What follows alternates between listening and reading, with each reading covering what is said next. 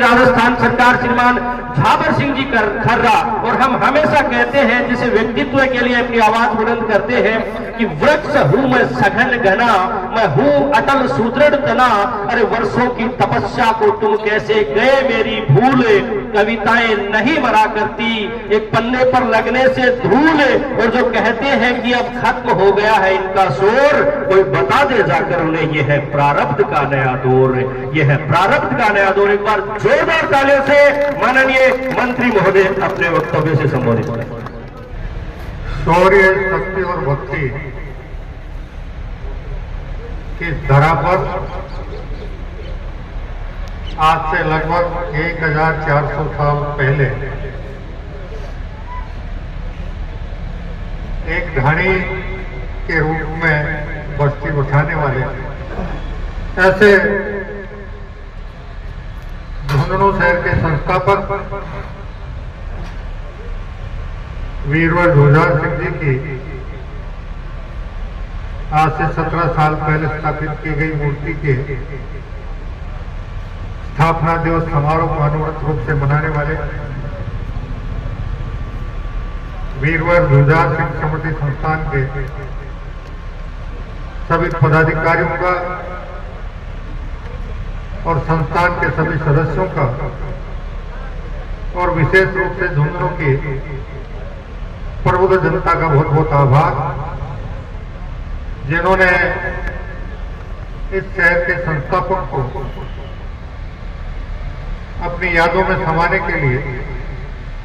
17 साल पहले मूर्ति का अनावरण करवाया और उसके बाद से लगातार उसका स्थापना दिवस समारोह आयोजित कर रहे हैं। ये भारतीय सभ्यता और संस्कृति का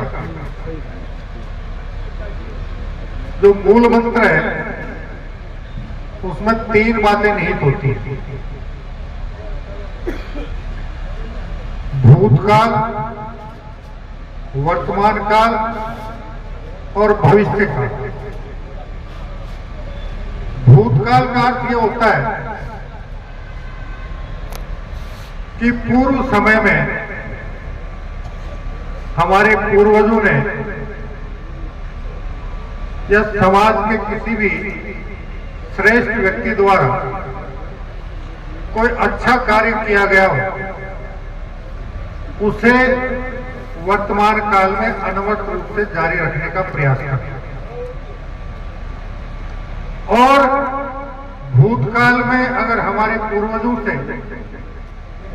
कोई गलती हुई हो, कोई कमी खामी रही हो, तो उसको वर्तमान काल में सुधार कर उसे सही करना और आने वाली पीढ़ी यानी भविष्य काल को अपने स्वर्णिम पुराने पूर्ववर्ती इतिहास के बारे में जानकारी देकर उन्हें यह अवगत करवाना कि तुम जिस परिवार में, जिस समाज में, जिस क्षेत्र में, जिस गांव शहर में पल बढ़ रहे हो, इसमें हमारे पूर्वजों ने, समाज के प्रबुद्ध लोगों ने, क्षेत्र के महान लोगों ने इस प्रकार के बहुत अच्छे और उत्कृष्ट कार्य किए हैं। आप उनको जीवन में उतार कर जीवन भर उनको आगे बढ़ाने में किसी प्रकार की कोर कसर मत छोड़ो। ये भारतीय सभ्यता संस्कृति का मूल मंत्र था और उसी के अनुरूप आपने इस कार्य का बीड़ा उठाया और अनवरत रूप से 17 साल से इसको सफलतापूर्वक संपन्न कर रहे हैं और अपनी गरिमा में उपस्थित सभी सम्माननीय सज्जनों और देवियों को द्वारा इस समारोह को गरिमा प्रदान की जा रही है, उस सबके लिए भी आप सबका हृदय से बहुत बहुत आभार। अभी बैठे बैठे जो बातें चल रही थी किसान और जाट, किसान एक बहुत व्यापक अर्थ वाला शब्द है। और जाट फिर उसका विभाजित एक अंग है। बचपन में जब हम बुजुर्गों की गोद में खेलते थे तो उनसे सुनते थे कि किसान शब्द इतना व्यापक है कि समाज का कोई भी जाति, कोई भी संप्रदाय, कोई भी वर्ग उससे बाहर नहीं है। कोई हल चलाने वाला भी किसान है, खेती के लिए लकड़ी के औजार तैयार करने वाला भी किसान है, खेती के लिए लोहे के औजार तैयार करने वाला भी किसान है, फसल की कटाई करने वाला भी किसान है। आपके इधर तो शायद एक पसली इलाका था, लेकिन जहां 2 पसली इलाका था वहां चमड़े का कणस बनाने वाला भी किसान है, चमड़े को खींचने के लिए नाव बांटने वाला भी किसान है,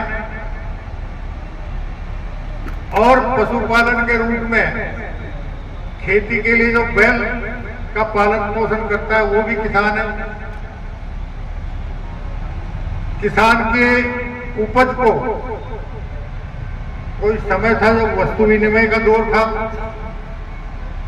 उसके बाद उसका व्यापार होने लगा, उसमें जो सहायता करते थे व्यापार करने में वो भी किसान थे। और किसान के बच्चों को शिक्षा देना और उनके सामाजिक, सांस्कृतिक और धार्मिक कार्यक्रमों को संपन्न करवाते थे, वो भी किसान थे। और इस प्रकार कुल मिलाकर किसान शब्द इतना व्यापक था कि समाज का कोई भी अंग इस शब्द से बाहर नहीं था। धीरे धीरे जब अंग्रेज ईस्ट इंडिया कंपनी के रूप में यहां आए और 100 साल राज करने के बाद जब 1857 की बड़ी क्रांति हुई, उसके बाद उनके दिमाग में एक बात आई कि ये कैसा देश है, यहाँ का कैसा समाज है जो लगातार 1000 साल से हमले झेल रहे हैं, लेकिन इस सब के बावजूद भी वो अपनी सभ्यता संस्कृति से दूर नहीं हो पा रहे, उसकी एकता और अखंडता खंडित नहीं हो पा रही। तब उन्होंने अपने एक पढ़े लिखे व्यक्ति को इस बात का अध्ययन करने के लिए भारत भेजा। उसने पूरे भारत का भ्रमण किया, सभी लोगों से बातचीत हुई, उसने अपनी आंखों से देखा और उसके बाद उसने ब्रिटेन के महारानी को पत्र लिखा कि भारतीय सभ्यता, संस्कृति और एकता, अखंडता इसलिए विखंडित नहीं हो पा रही है कि इसके जो शिक्षा पद्धति है उसमें ये सारे गुण समाहित हैं। क्योंकि वो समय था जब हमारे यहाँ या तो गुरुकुल हुआ करते थे या गांव का विद्वान या पूरी बस्ती मिलकर किसी विद्वान को बस्ती में लाती थी कि हमारे बच्चों को शिक्षा दीक्षा आप दोगे, और गुरुकुल का और उस शिक्षक का संपूर्ण भरण पोषण से लेकर उसके संपूर्ण सामाजिक दायित्व का भार पूरा समाज मिलकर उठाता। और हमारे उस शिक्षा पद्धति में स्वावलंबन की, एकता अखंडता की और अपने पूर्वजों के महान कार्यों की गाथाओं के माध्यम से उनको अपने राष्ट्र के प्रति, अपने समाज के प्रति और मानवता के प्रति सदैव हितकर रूप में काम करने के लिए प्रेरित करने का काम किया गया। उस विद्वान को अंग्रेजों ने भेजा जिसे ब्रिटेन की महारानी को चिट्ठी लिखी कि ये कारण है, तो उससे पूछा गया कि इसका इलाज क्या हो सकता है, तो उसने जवाब दिया कि भारतीय शिक्षा पद्धति को नष्ट भ्रष्ट करना पड़ेगा। और उस व्यक्ति का नाम था लॉर्ड मैकोले। लॉर्ड मैकोले की शिक्षा पद्धति हम पर लदी रही और उसमें स्वावलंबी के बजाय व्यक्ति को धीरे धीरे स्वावलंबी बनाने की शिक्षा ज्यादा दी। सौभाग्य इस राष्ट्र का कि पिछले वर्ष भारत की शिक्षा पद्धति में आमूल परिवर्तन करने का निर्णय लिया गया। नई शिक्षा पद्धति लागू की गई और उस नई शिक्षा पद्धति का मूल मंत्र यही है कि अब तक इतिहास में जो नकारात्मक बातें हमको पढ़ाई जाती थी हमारी भावी पीढ़ी को, उसके बजाय सकारात्मक बातें पढ़ाई जाए। किसने क्या किया, किसने क्या नहीं किया, किसने समाज सुधार के प्रयास किए, किसने अपने राष्ट्र की एकता, अखंडता और आजादी के लिए अपना सर्वस्व अर्पण किया, इन सारे वर्णनों को सकारात्मक रूप से आने वाले समय में भारतीय शिक्षा पद्धति में शामिल किया जाएगा और आने वाली पीढ़ी को बताया जाएगा कि भगत सिंह हो चाहे अशफाकुल्लाह खां हो, वो राष्ट्र प्रेमी थे, वो राष्ट्रभक्त थे, आतंकवादी नहीं थे। तब जाकर इस राष्ट्र की भावी पीढ़ी को अपना पुरातन महान इतिहास का भान होगा और जब भान होगा तो उनमें राष्ट्र प्रेम का भाव जागृत होगा। राष्ट्र प्रेम का भाव जागृत होगा तो अभी आदरणीय प्रधानमंत्री जी का जो सपना है कि हमारे उस 1000 साल के